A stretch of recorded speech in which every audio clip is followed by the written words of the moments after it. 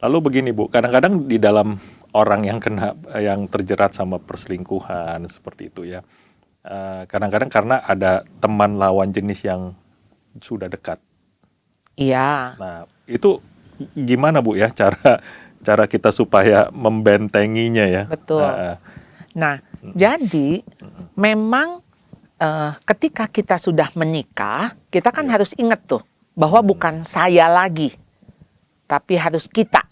Ya. Oke, Ya. itu ya. Ya. Jadi kalau ada teman, itu berarti teman kita kan? Ya. Oke. Nah, ceritanya sekarang misalnya contoh, saya dan suami. Lalu saya punya teman Pak Gunawan, lawan jenis. Ya. Iya. Saya nggak boleh lebih dekat sama Bapak daripada sama suami saya. Ah. Iya dong. Jadi artinya saya akan cerita kepada suami saya. Ya. Tadi ya, Pak Gunawan sama saya kita sama-sama pelayanan. Kita sama-sama ini, sama-sama. Kan ini kan suami ngedengar cerita saya. Ya. Ya. Ya. Kalau dia merasa ada yang janggal, misalnya, dia pasti akan mengingatkan saya. Ya. Kenapa kamu setelah selesai pelayanan makannya berdua aja sama Gunawan? Sama Pak Gunawan?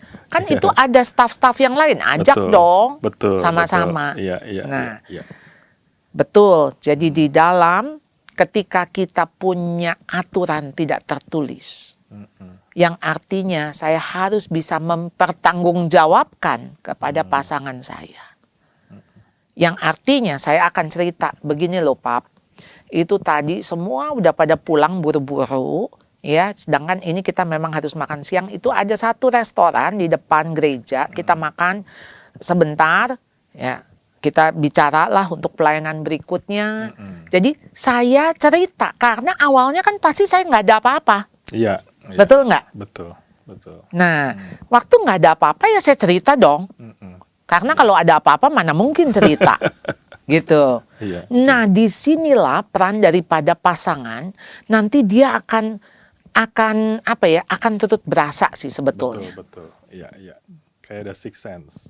Six sense. Iya, six sense ya. Jadi maksudnya gini, apakah pasangan kita jujur apa nggak jujur, mestinya kita berasa. Betul. Kayak ada yang disembunyikan gitu. Jadi misalnya kayak ditanya, kenapa kamu makan cuman berdua?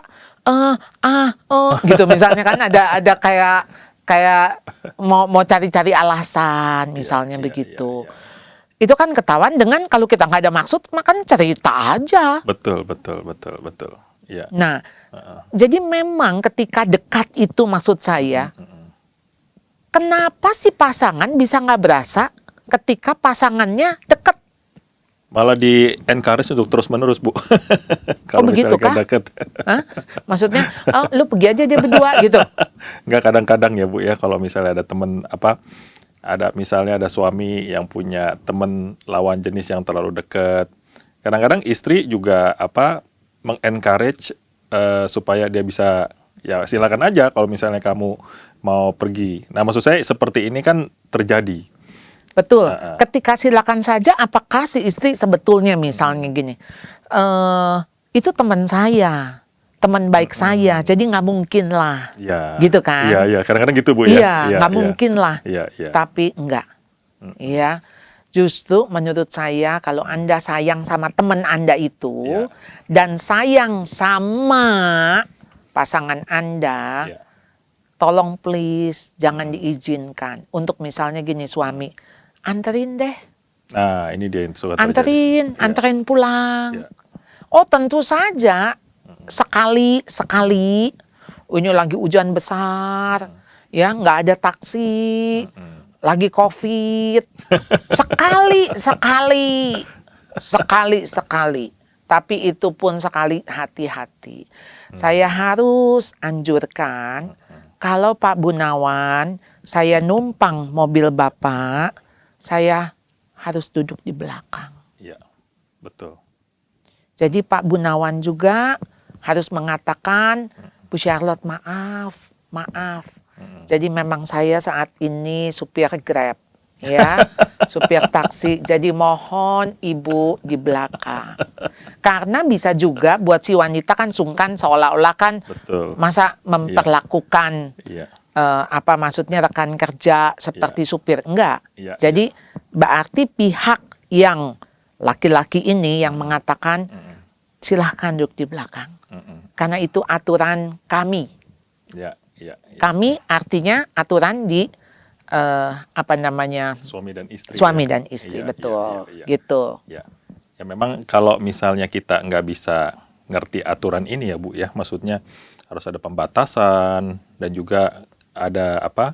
Ada batasan-batasan tertentu yang kita nggak boleh lakukan untuk melukai pasangan kita. Lebih baik kita jangan, Iya, ya. Iya. Atau pasangan juga harus berani mengatakan kamu jangan seperti itu. iya, Ya. Memang Iya. kebanyakan pasangan-pasangan ini sungkan ya Bu ya untuk ngomong seperti ini ya. betul. Iya ya. Makanya keterbukaan suami istri dulu nih, ini penting. Hmm. Jadi ketika misalnya katakan di tengah misalnya memang taksi nggak ada dan sebagainya, kita telepon. Misalnya Pak Gunawan telepon istri, Mah, aku terpaksa nih mesti nganterin Bu Charlotte nih pulang. Karena supir tiba-tiba dipakai, pokoknya apa, sehingga istri juga tahu Bapak lagi nganter saya. Iya, iya, iya. Nah, begitu sampai di rumah, suami saya ada, saya bilang, Pak silakan kenalan dulu sama Iya. suami saya. Iya, iya, Ya, iya. oh ini tadi hamba Tuhan nih yang antar saya pulang, begitu. Sehingga semua clear, Ya, betul. terbuka. Betul, jelas. Jadi Bapak juga kalau digosipin, ada jemaat yang lagi lihat, Pak Gunawan di belakangnya ada seorang wanita. Nah, jadi waktu itu kita tahu, oh iya, waktu itu pas hari itu memang terjadi begitu. Iya, iya, iya. Nah, kenapa makanya itu soal duduk aja harus jadi aturan, Pak. Betul, Bu. Betul, betul. Iya. Lalu kan tadi itu di lingkungan gereja ya, Bu ya. Iya, Lalu kalau perselingkuhan di antara, maksudnya yang terjadi di lingkungan kerja. Nah, ini dia. Yang dimana teman dekat ataupun teman yang berlawanan jenis, si istri tidak tahu, tidak kenal. tidak kenal, atau si Iya. suami tidak kenal. Iya. Nah, itu gimana Bu cara ininya ya, membatasi dirinya atau bagaimana pasangan berperan supaya tidak terjadi seperti itu? Iya, sebetulnya kan pasangan harusnya kan tahu ya, berasa. Yang tadi saya bilang, Iya. kalau ada perubahan, ya, ketika suami kok sekarang pulangnya lebih malam, Nah, iya. misalnya gitu. Nah, kenapa si istri nggak berasa? Karena si istri juga lagi sibuk sama anaknya. Hmm, Jadi pikir ya udahlah si suami mungkin pulang malam, dia ada rapat, ada meeting, atau dia makan dulu gitu ya. percaya aja gitu Bu. Percaya aja. Iya, iya, Jadi iya. makanya ada satu case yang dimana si suami ini sudah 3 tahun selingkuh, Istrinya tidak tahu. tidak tahu. Hmm, Jadi si istri hanya mengatakan memang betul pulangnya lebih lat, jam 7, jam 8, pokoknya lewatin kadang-kadang dinner gitu. Ya saya pikir makan sama rekan kerja. ya, ya, Tapi memang saya sih udah mulai berasa karena itu ada eskalasinya. Hmm, Jadi yang tadinya seminggu sekali pulang telat, jadi seminggu 2 kali, 3 kali. Dan dosa itu kan selalu ada eskalasi, Pak. Dia nggak pernah maksudnya Iya. ada di tahapan itu gitu ya. Iya, Jadi dia akan makin gitu loh. Kalau pinjam bahasa sekarang bermutasi Bu. Oh gitu ya. Iya ya. Makin Betul juga. Makin banyak. Makin banyak Iya, iya, iya. caranya atau Caranya, iya, apanya gitu. Nah, jadi kenapa si istri nggak berasa? Menurut saya begini, ketika udah nggak deket kan, kalau deket mah bergerak sedikit juga kan kita tahu. Betul. Ngeh. Iya. Ya. Iya, iya. Tapi kalau jauh dia bergerak juga kan kita nggak berasa lagi, Hmm, gitu. Jadi sebetulnya kenapa ini nih yang menempel ini, sehingga dia bergerak sedikit kita udah ngeh. Karena kalau udah jauh, ya dia mau jumpalitan juga kita mungkin udah nggak berasa lagi. Iya. Nah, sekarang tentunya saya tidak menyarankan untuk saudara jadi paranoid, Iya. curiga. Wah, kok pulangnya sore? Nggak usah. Ya, Sebetulnya ketika Tuhan suruh kita aja, lakukan aja peran kita. Iya. Ya, kita tunduk kepada suami, suami mengasihi istri. Saya pikir itu menjadi lem, perekat yang akan seperti magnet gitu ya. Akan menarik untuk ini cinta yang awal itu kembali. Iya, iya. Jadi memang Bu, sekali lagi kedekatan, keterbukaan, lalu juga hikmat Tuhan ya Bu ya.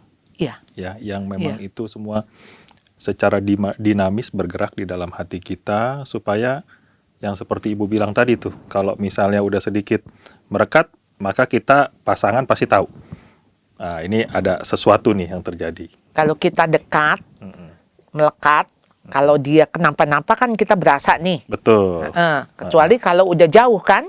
Kalau udah jauh kan dia mau bergerak jumpalitan, ini kita juga bisa nggak sadar. Iya, iya, Gitu. Iya. Nah, jadi bagaimana sebetulnya ini yang harus kita lakukan. Tetap melekat, ya, dekat, ya. Ayolah kita usahakan Komunikasi, komunikasi, keterbukaan dan lain sebagainya. iya, Seperti pembahasan yang lalu ya Bu ya. iya, betul. Jadi Ayo bagaimana? lakukanlah Iya. kegiatan bersama, Iya, begitu kan? iya. Pacaran lagi, membangun lagi. cinta lagi, Iya, gitu Bu ya. betul, Iya. betul. Jadi bagi saudara yang mungkin hari ini miss tentang perbincangan kita yang sebelumnya, silakan coba cari lagi ya di Berkat Hidup.net. Jadi saudara bisa terus mengupdate apa yang sedang kita bincangkan. Lalu kita bicara tentang KDRT Bu ya. Memang tadi Ibu sempat menyinggung di awal tentang KDRT. Sebenarnya KDRT ini pengaruhnya terhadap anak sampai sejauh mana Bu? Artinya ketika si ayah melakukan KDRT Terhadap istri atau terhadap istri Heeh, ataupun terhadap anak, iya. ya pastilah melukai sekali Pak. Karena kan kekerasan dalam bentuk verbal, dalam bentuk fisik, apapun, itu pasti membekas di hati. Ya, karena apa? Memang kasih itu tidak bisa berdampingan ya sama kekerasan, Iya. melukai gitu, menyakiti. Bagaimana ya? Itu nggak ada tempatnya kasih. Padahal kasih itu tempatnya kan di dalam sebuah keluarga, Betul. di dalam Iya. sebuah relasi. Iya. Jadi ketika relasi ini ada yang disakiti begitu, ini kan berarti menghancurkan relasi, merusak relasi. Ya. Iya. Jadi waktu kita membangun relasi itu dengan kasih, lalu kemudian ada mungkin bentakan, hinaan, pukulan, penyiksaan, ya lebih kepada KDRT kan sebetulnya lebih kepada penyiksaan. Di mana ada kasih di dalam penyiksaan? Iya. Makanya anak-anak suka kehilangan arah karena sebenarnya kasih yang mereka miliki di dalam keluarga tetapi malah digantikan dengan kekerasan. Seperti itu. Jadi pertumbuhannya dan juga si anak menuju ke menjadi orang dewasa yang sehat itu pasti terganggu Bu. Betul. Iya. Kita melihat anak-anak yang di-abuse ya, waktu kecil, bagaimana perkembangan emosinya juga bermasalah tuh. Bahkan di usia dewasa. Jadi saya ketemu dengan pria 45 tahun. Itu bayangkan, dia bisa menangis gitu ya, meraung-raung begitu. Dan dia mengatakan, saya mesti mendengar. Waktu dia bilang, mamahnya kan suka bilang, kamu tuh nggak ada gunanya, kamu payah, jadi anak kamu ini semua umpatan lah. Ada umpatan yang kata-kata yang saya nggak sanggup katakan begitu. Lalu saya bilang gini, kan itu mamahmu ngomong waktu kamu 7 tahun. Iya Bu, tapi kata-kata itu masih terngiang-ngiang. Wow, iya. Itu belum tuntas kan ya Bu Iya. ya? Saya ya konseling bertahun-tahun dan akhirnya dengan pertolongan Tuhan, menurut saya ini luar biasa ya, karena saya juga melihat keajaiban yang Tuhan tuh hancurkan benteng itu. Dan si anak paling tidak sekarang sudah ngomongan lagi sama mamahnya, Ya. sudah berelasi, walaupun nggak menjadi close, tetapi paling tidak kebencian itu sudah mulai runtuh gitu ya. Sebelumnya nggak ngomongan, Dalam cukup lama ya Bu ya, waktu cukup 2 lama ya. tahun nggak bicara. WA nggak dijawab, email nggak dibalas, pokoknya ya gencatan senjata begitu dari si anak ini. Dan saya melihat bagaimana Tuhan bekerja melalui istrinya ya Tuhan pakai saya. Intinya maksudnya pemulihan bisa terjadi. Iya, iya, Jadi tetap kita punya harapan di dalam Tuhan. Nah Bu Charlotte, mungkin ada satu hal yang ingin saya tanyakan lagi, yaitu misalnya seperti ini Bu. Nah pernikahan kita ini sudah di ujung tanduk nih, Oke. ya kan?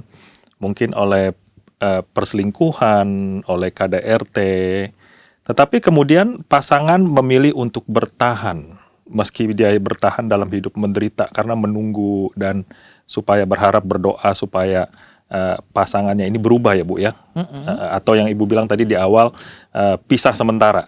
Nah, kira-kira apa yang mesti dia lakukan Bu selain berdoa? Bagaimana supaya membangun cinta itu dan apakah ada konsekuensinya bagi diri dia sendiri?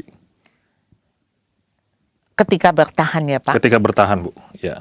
Dia akhirnya nggak mau cerai nih saya nih, Iya. saya mau pertahankan pernikahan saya. Iya. Dan Anda sebetulnya begini, apa sih yang namanya cinta? Cinta itu cuma komitmen. Ya,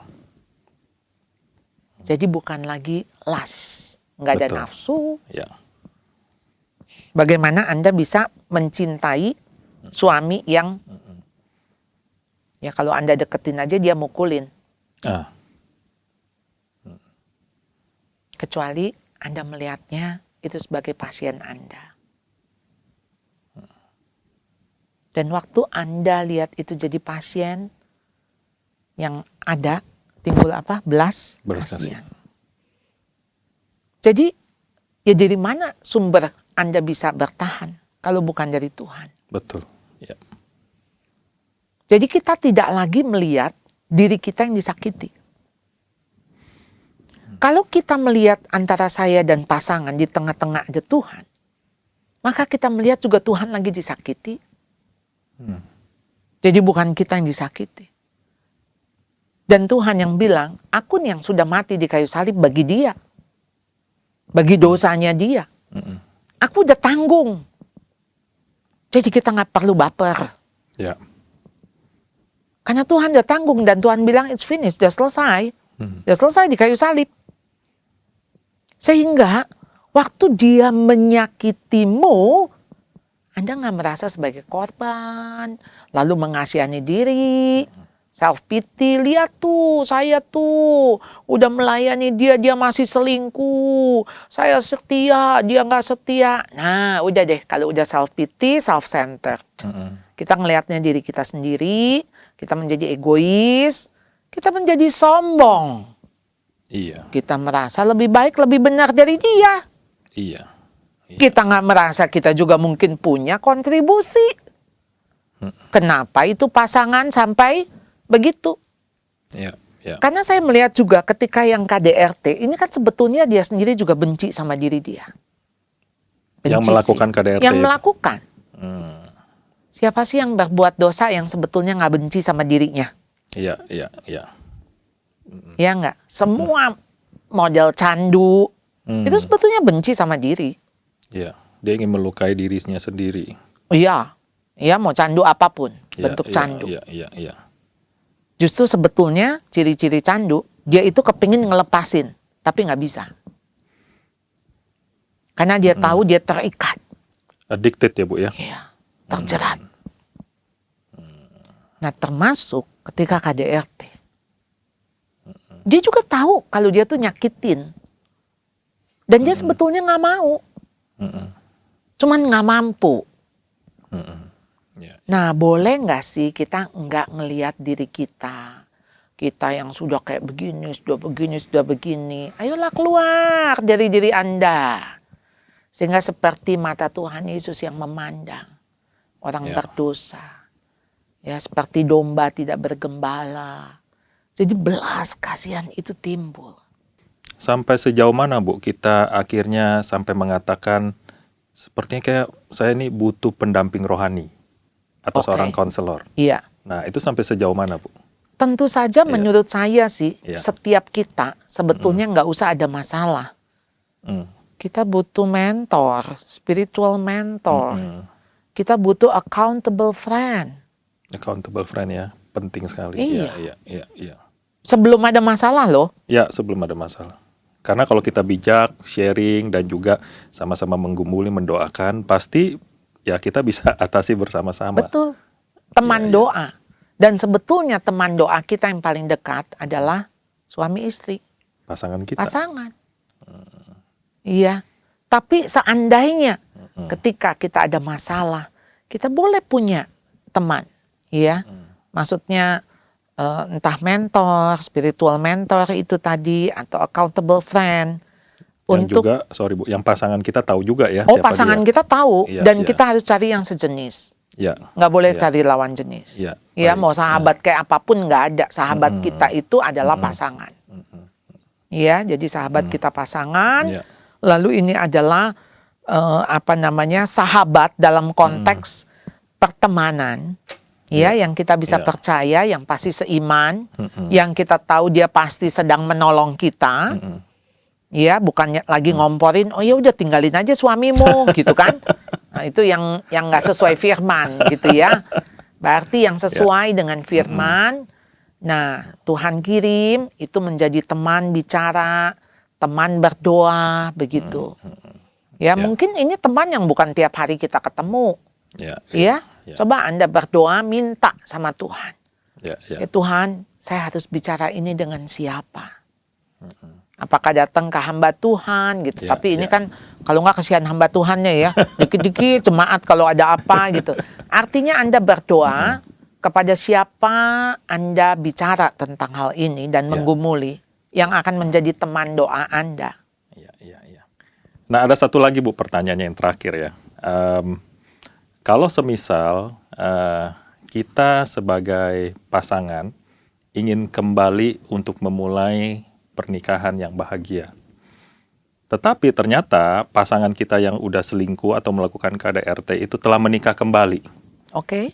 Nah, lalu apa ya Bu ya yang mesti kita lakukan ya sebagai pribadi anak Tuhan yang harus bertahan? Apa yang mesti kita lakukan? Iya. Anda kan pernah mengalami pernikahan yang buruk begitu ya, ketika Anda dikecewakan. Ya. Saya sih kalau dihadapkan dengan situasi begitu, saya memilih single. Jadi single parent ya Bu? Ya. Ya. Saya juga bukan trauma, maksudnya apakah pernikahan yang kedua bisa mungkin baik dan sebagainya, tetapi di dalam konteks saya mau bertanggung jawab, Ya. saya menikah sekali. Hmm.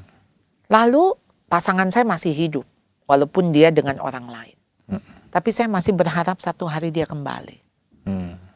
Dan kalau dia kembali artinya tempatnya masih ada. Saya tidak mengizinkan orang lain menggantikan, kecuali dia sudah dipanggil Tuhan pulang.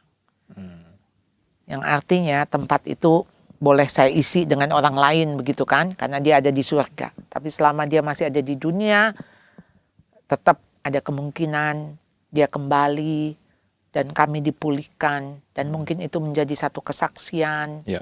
yang baik, yang bisa memuliakan Tuhan. Jadi ayolah kita bersama dengan Tuhan, Amin. jalan dengan Tuhan. Ya. Tentu saja Sobat Pasutri banyak hal ya yang mungkin menjadi pertanyaan dari Sobat Pasutri. Tetapi karena waktu memang kita harus selesaikan diskusi kita, obrolan kita pada hari ini. Dan kata-kata nasihat, Bu, ada yang ingin Ibu sampaikan kepada Sobat Pasutri kita nih, yang mungkin mereka sedang mengalami hal ini, Bu. Ya, Ya. perjalanan perkawinan kita tidak selalu mulus. Tuhan juga tidak berjanji bahwa langit selalu cerah. Ya. Ada kalanya badai menerpa, tetapi badai pasti berlalu. Tuhan pasti menolong. Walaupun kita harus melewati lembah-lembah kekelaman, pengalaman-pengalaman menyakitkan, tapi ingat, Tuhan tidak pernah meninggalkan kita. Dia selalu ada bersama kita. Pegang tangannya, jangan pernah lepaskan, dan terus berjalan kemana yang dia pimpin.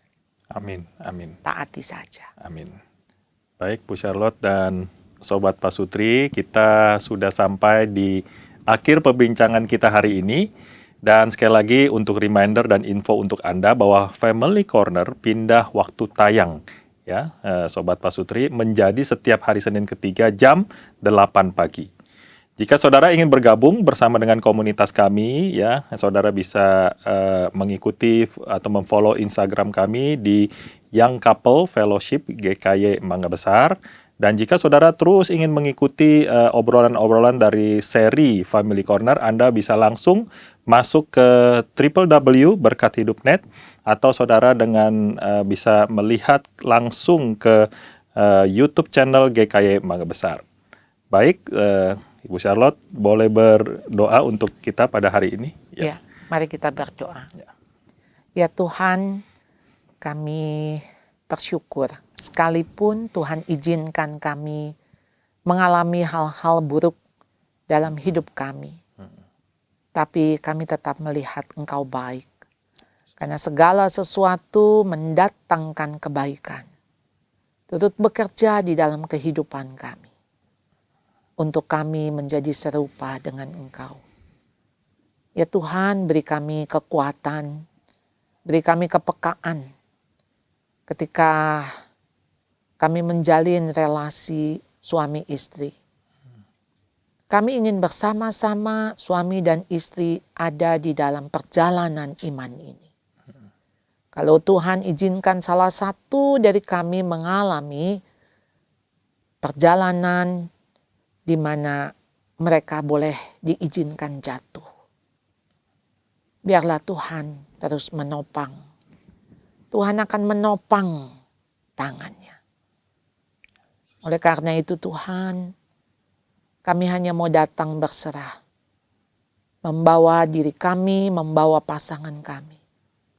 Untuk Tuhan pulihkan. Karena Engkau sudah mati di kayu salib. Bagi dosa-dosa kami. Kau sudah bayar lunas. Kami tidak perlu lagi menyimpan kesalahan daripada pasangan kami. Kami harus datang merelakan itu, melepaskan itu di bawah kayu salib-Mu Tuhan. Kiranya Engkau juga mengampuni setiap kami. Pulihkan kami Tuhan. Tidak ada yang mustahil bagi-Mu. Oleh karena itu kami percaya keselamatan yang dari Engkau akan datang. Dan kami menyerahkan setiap keluarga yang boleh mendengar tayangan ini. Kiranya Engkau yang berkata-kata apa yang harus kami lakukan. Kiranya Tuhan yang memberitahu langkah demi langkah. Supaya kami seturut saja dengan pimpinan-Mu Tuhan. Kemanapun Engkau membawa, kami taat dan setia. Terima kasih Tuhan, kiranya Engkau mendengar doa kami. Dalam nama Tuhan Yesus, kami berdoa dan memohon. Amin. Amin. Sobat Pasutri, sampai bertemu lagi di dalam acara Family Corner selanjutnya. Salam keluarga bertumbuh.